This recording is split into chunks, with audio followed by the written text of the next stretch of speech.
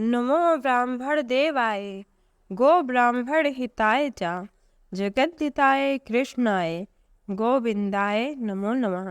जय श्री कृष्ण मित्रों, आप सभी का स्वागत है आपके अपने YouTube चैनल व्रत कथा प्रभास में। मित्रों, आज के इस वीडियो में हम श्रवण करेंगे कार्तिक महात्म्य के अध्याय 24 एवं 25 की कथा। मित्रों, हमने पिछले अध्याय 23 में तुलसी तथा आंवले का महत्व श्रवण किया था।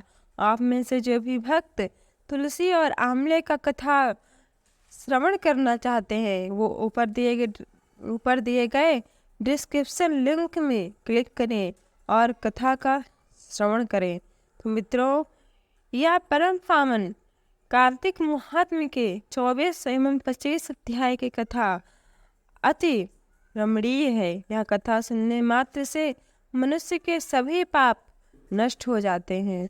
तो चलिए एक बार श्री हरि विष्णु जी को प्रणाम करते हुए उनके स्वरूप का ध्यान करते हुए हम कार्तिक महात्म्य के 24 अध्याय का कथा को सुनते हैं। तो एक बार प्रेम से बोलिए विष्णु भगवान की जय, तुलसी मैया की जय। मित्रों, अगर आपको मेरा ये वीडियो अच्छा लगे तो वीडियो को लाइक करिए और चैनल को सब्सक्राइब करिए। राजा पृथु बोले, हे मुनिश्रेष्ठ, आपने तुलसी के इतिहास, व्रत, महात्म्य के विषय में कहा। अब आप कृपा कर मुझे यह बताइए कि कार्तिक मास में क्या और भी देवताओं का पूजन होता है, यह भी विस्तार पूर्वक बताइए। नारद जी बोले, पूर्व काल की बात है। शाह पर्वत पर करवी कर में धर्मदत्त नामक विख्यात एक धर्मज्ञ ब्राह्मण रहते थे। एक दिन कार्तिक मास में भगवान विष्णु के समीप जागरण करने के लिए वो रात्रि में भगवान के मंदिर की ओर चले। उस समय एक पहर रात बाकी थी। भगवान के पूजन की सामग्री साथ लिए जाते हुए ब्राह्मण ने मार्ग में देखा कि एक भयंकर राक्षसी आ रही है। उसका शरीर नंगा और मांस रहित था। उसके बड़े बड़े दांत, लपकती हुई जीभ और लाल नेत्र देखकर ब्राह्मण भय से थर्रा उठे।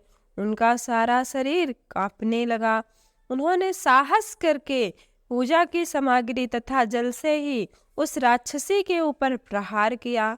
उन्होंने हरि नाम का स्मरण करके तुलसी दल मिश्रित जल से उसको मारा था, इसलिए उसका सारा पातक नष्ट हो गया। अब उसे अपने पूर्व जन्म के कर्मों के परिणाम स्वरूप हुई उस दुर्दशा का स्मरण हो आया।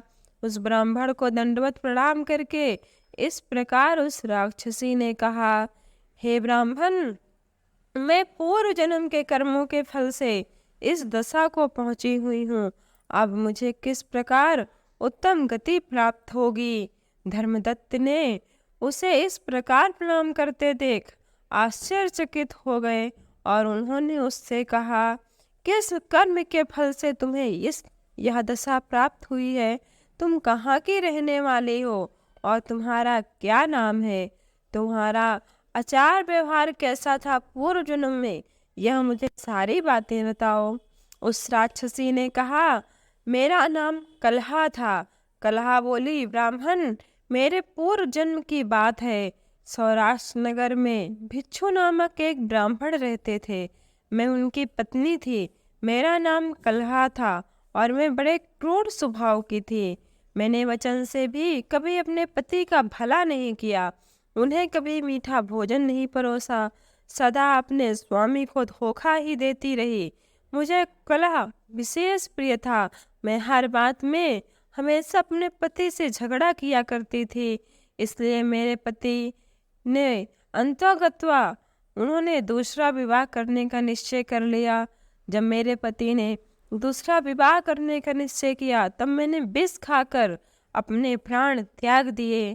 फिर यमराज के दूत आए और मुझे बांधकर पीटते हुए यमलोक में ले गए। वहां यमराज ने मुझे देखकर चित्रगुप्त से पूछा, चित्रगुप्त, देखो तो सही, इसने कैसा कर्म किया है, जैसा इसका कर्म हो उसके अनुसार यह शुभ या अशुभ फल प्राप्त करे। चित्रगुप्त ने कहा, इसका किया हुआ कोई भी शुभ कर्म नहीं है। इसने अपनी सारी जिंदगी एक भी शुभ काम नहीं किया है। यह स्वयं मिठाइयाँ उड़ाती थी और अपने स्वामी को उसमें से कुछ भी नहीं देती थी। ये हमेशा अपने लिए अच्छा अच्छा भोजन बनाकर स्वयं ही भोजन करती थी।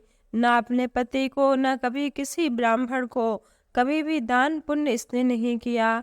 इसने सदा अपने स्वामी से द्वेष किया था, इसलिए यह चमगादड़ी होकर रहे तथा सदा कलह में इसकी प्रवृत्ति रही। इसलिए यह विष्ठा भोजी सुकरी की योनि में रहे।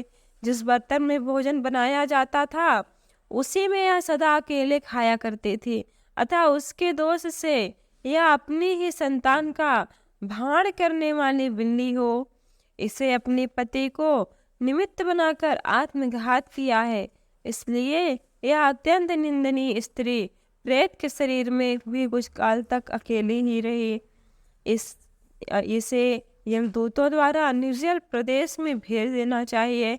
वहाँ दीर्घ काल तक यह प्रेत के शरीर में निवास करे। उसके बाद यह पापनी शेष 3 योनियों का भी उपभोग करेगी। कलह ने कहा, हे विप्रवर, मैं वह पापनी कलह हूँ। इस प्रेत शरीर में आए मुझे 500 वर्ष बीत चुके हैं। मैं सदैव भूख प्यास से पीड़ित रहती हूँ। एक बनिए के शरीर में प्रवेश करके मैं इस दक्षिण देश में कृष्णा और वेणी के संगम तक आई हूँ। जो ही संगम तट पर पहुंची तो ही भगवान शिव और विष्णु के पार्षदों ने मुझे बलपूर्वक बनिए के शरीर से दूर भगा दिया। तब से मैं भूख का कष्ट सहन करती हुई इधर उधर घूम रही हूँ। इतने में ही आपके ऊपर मेरी दृष्टि पड़ गई और आपके हाथ से तुलसी मिश्रित जल का संसर्ग पाकर मेरे सारे पाप नष्ट हो गए। हे श्रेष्ठ, अब आप ही कोई उपाय कीजिए। बताइए, मेरे शरीर से भविष्य में होने वाली भयंकर 3 योनि से मेरी मुक्ति किस प्रकार होगी। कलह का यह वचन सुनकर धर्मदत्त उसके पिछले कर्मों और वर्तमान अवस्था को देखकर बहुत दुखी हुए। फिर उन्होंने बहुत सोच विचार करने के बाद कहा। इसी के साथ मित्रों, कार्तिक महात्म्य का 24वां अध्याय पूरा होता है। तो एक बार बोलिए, विष्णु भगवान की जय, लक्ष्मी मैया की जय। जय श्री कृष्ण। मित्रों, अब हम कार्तिक महात्म्य के 25वें अध्याय की कथा को श्रवण करते हैं। धर्मदत्त जी कहते हैं, तीर्थों में दान, व्रत आदि सत्कर्म करने से मनुष्य के पाप नष्ट हो जाते हैं, परंतु तू तो प्रेत के शरीर में है, अतः उन कर्मों को करने की अधिकारिणी नहीं है। केवल पुण्य कर्म मनुष्य योनि में ही किया जा सकता है। इसलिए मनुष्य योनि को सभी योनियों से श्रेष्ठ कर बताया गया है। इसलिए धर्म ब्राह्मण ने कहा कि मैंने बचपन से लेकर आज तक जो कार्तिक का व्रत किया है उसके पुण्य का आधा भाग मैं तुझे देता हूँ, तो उसे से सद्गति को प्राप्त हो। इस प्रकार कहकर धर्मदत्त ने 12 अक्षर मंत्र का श्रवण कराते हुए 12 अक्षर मंत्र यानी ओम नमो भगवते वासुदेवाय, ओम नमो भगवते वासुदेवाय, ओम नमो भगवते वासुदेवाय, इतना कहते हुए ब्राह्मण ने तुलसी मिश्रित जल से जो ही उसका अभिषेक किया त्यों ही वह प्रेत योनि से मुक्त हो प्रज्वलित अग्नि शिखा के समान तेजस्विनी एवं दिव्य रूप धारणी देवी हो गई और सौंदर्य में लक्ष्मी जी की समानता करने लगी। तदनंतर उसने भूमि पर दंड की भांति गिरकर ब्राह्मण देवता को प्रणाम किया और हर्षित होकर गदगद वाणी में कहा, हे श्रेष्ठ, आपके प्रसाद से आज मैं इस नरक से छुटकारा पा गई। मैं तो पाप के समुद्र में डूब रही थी और आप मेरे लिए नौका के समान हो गए। मैं इस प्रकार आपसे कह रही हूँ कि हे ब्राह्मण, आपने मेरा बहुत ही उपकार किया है, आप अत्यंत ही महान हैं। वह इस प्रकार ब्राह्मण से कह ही रही थी कि आकाश से एक दिव्य विमान उतरता दिखाई दिया। वह अत्यंत प्रकाशमान एवं विष्णु रूपधारी पार्षदों से युक्त था। विमान के द्वार पर खड़े हुए पुण्यशील और सुशील ने उस देवी को उठाकर श्रेष्ठ विमान पर चढ़ा लिया। तब धर्मदत्त ने बड़े आश्चर्य के साथ उस विमान को देखा और विष्णु रूपधारी पार्षदों को देखकर साष्टांग प्रणाम किया। पुण्यशील और सुशील ने प्रणाम करने वाले ब्राह्मण को उठाया और उनकी सराहना करते हुए कहा, हे द्विजश्रेष्ठ, तुम्हें साधुवाद है, क्योंकि तुम सदैव भगवान विष्णु के भजन में तत्पर रहते हो, दीनों पर दया करते हो, सर्वज्ञ हो। तुम भगवान विष्णु के व्रत का पालन करते हो। तुमने बचपन से लेकर अब तक जो कार्तिक व्रत का अनुष्ठान किया है, उसके आधे भाग का दान देने से तुम्हें दोना पुण्य प्राप्त हुआ है और वह सैकड़ों जन्मों के पाप नष्ट हो गए हैं। अब यह वैकुंठ धाम में जा रही है। तुम भी इस जन्म के अंत में अपने दोनों स्त्रियों के साथ भगवान विष्णु के वैकुंठ धाम में जाओगे और मुक्ति प्राप्त करोगे। धर्मदत्त, जिन्होंने तुम्हारे समान भक्ति पूर्वक भगवान विष्णु की आराधना किया है, वो धन्य और कृतकृत्य हैं। इस संसार में उन्हीं का जन्म सफल है। भली भांति आराधना करने पर भगवान विष्णु देहधारी प्राणियों को क्या नहीं देते हैं। उन्होंने ही उत्तानपाद के पुत्र को पूर्व काल में ध्रुवपद पर स्थापित किया था। उनके नामों का स्मरण करने मात्र से समस्त जीव सद्गति को प्राप्त होते हैं। पूर्व काल में ग्रहग्रस्त गजराज उन्हीं के नामों का स्मरण करते हुए मुक्त हुआ था। तुमने जन्मों से लेकर जो भगवान विष्णु के संतुष्ट करने वाला कार्तिक व्रत का अनुष्ठान किया है, उससे बढ़कर न यज्ञ है, न दान है और न ही तीर्थ है। हे विप्रवर, तुम धन्य हो, क्योंकि तुमने जगत गुरु भगवान विष्णु को प्रसन्न करने वाला कार्तिक व्रत किया है, जिसके आधे भाग को फल पाकर यह स्त्री हमारे साथ भगवान के धाम को जा रही है। इसी प्रकार मित्रों, कार्तिक महात्म का अध्याय 26 पूरा हुआ।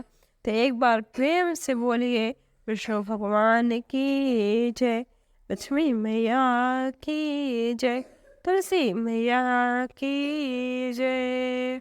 मित्रों, अगर आपको ये वीडियो अच्छा लगा हो तो वीडियो को लाइक करिए और कमेंट में ओम नमो भगवते वासुदेवाय लिखिए और मेरे चैनल को सब्सक्राइब करिए। जय श्री कृष्णा।